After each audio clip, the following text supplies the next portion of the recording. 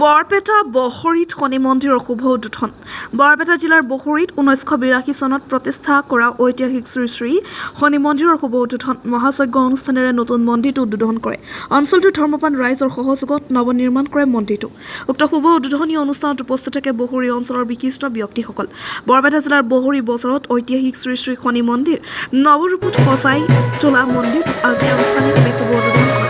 শুভ উদ্বোধন উপলক্ষে মন্দিৰ প্ৰাংগণত শক্তি যজ্ঞ অনুষ্ঠান অনুষ্ঠিত হয়। শুভ উদ্বোধন অনুষ্ঠানত সমগ্ৰ বহৰী অঞ্চলৰ ধৰ্মপ্ৰাণ ৰাইজ উপস্থিত থাকে। বৰপেটা চেঙাৰ পৰা লাচিত বায়ানৰ report, north east frontier news. আজি এই পবিত্ৰ দিনটোত বহৰী ৰিজাৰ্ভ এই গাঁওখনত আমাৰ স্থানীয় ৰাইজে ইয়াৰ বহৰী বজাৰ বহৰী সত্ৰবাসী একাংশ লগ লাগি 1982 চনত অনুষ্টুপীয়াকৈ প্ৰথম এই শনি মন্দিৰৰ আৰম্ভণি কৰিছিল।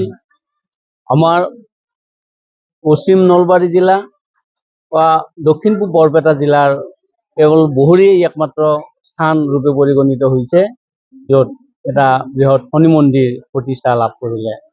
আজি এই মন্দিৰটোৰ উদ্বোধনী কাৰ্য সম্পন্ন হ'ল। 1982 চনত যেতিয়া প্ৰথম স্থাপন কৰিছিল, এটি সৰু টিনৰ অকণমান চালি এখনৰ ইয়াৰ আৰম্ভণি কৰা হৈছিল। একাংশ লোকে আগভাগ লৈ এই বৃহৎ মন্দিৰটি নিৰ্মাণ কৰি উলিয়াইছে। পূজা অৰ্চনা কৰিব পাৰিব।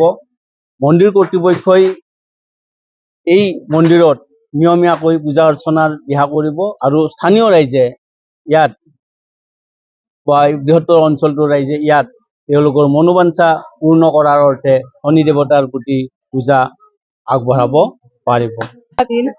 খুব ভাল লাগিছে। ইমান কষ্টৰে আমাৰ ইয়াৰে মন্দিৰ পৰিচালনা সমিতি আৰু সদস্য আৰু শুভাকাংক্ষীসকলক মই আকৌ অভিনন্দন জ্ঞাপন কৰিছো।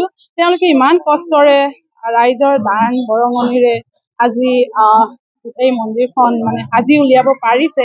তো মই নিজেই নথৈ আনন্দিত। খুব ভাল লাগিছে আৰু আমাৰ আজি খুব ভাল লগা দিন। সং শনৈশ্বৰায় নমঃ, ওম সং শনৈশ্বৰায় নমঃ, ওম সং শনৈশ্বৰায় নমঃ।